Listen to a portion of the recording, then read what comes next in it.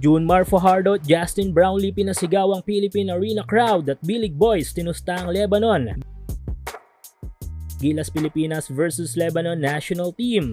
Naganap na ang pinakahintay na rest back ng Pilipinas kontra dito sa best team ngayon sa Asia, the undefeated Lebanon. Hindi man parehong full force ang dalawang kupunan kung ikukumpara sa nakarang 4th FIBA window, ay naasahan na magiging mainit pa rin ang bakbakang ito. First 5 ng Pilipinas ay sina Perez, Ramos, Thompson, Brownlee at Fajardo. Unang puntos ng laro ay magmumula sa Lebanon, ngunit matapos noon ay tinubos naman ito ng pambasag na opensa ni CJ Perez.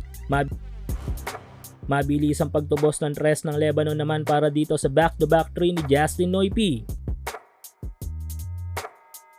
2 minutes mark ang mapasigaw ni Junmar Fajardo ang Philippine Arena crowd sa pamamagitan ng kanyang 3-pointer na ito.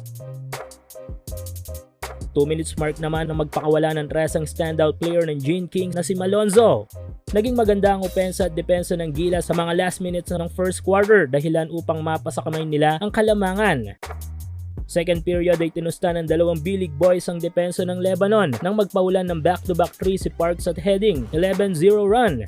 Naging sandalan ng opensa ng Lebanon ang isa sa kanilang matinik na guard na si Saud. Naging mabisa ang opensa ng tandem ni Dwight Ramos at Justin Brownlee sa near ending ng second period. Nabuhay ang crowd sa dalawang slam dunk na ito ni Brownlee. Dahil sa magandang opensa ay masisecure ng Gilas ang kanilang double-digit points sa pagtatapos ng second quarter.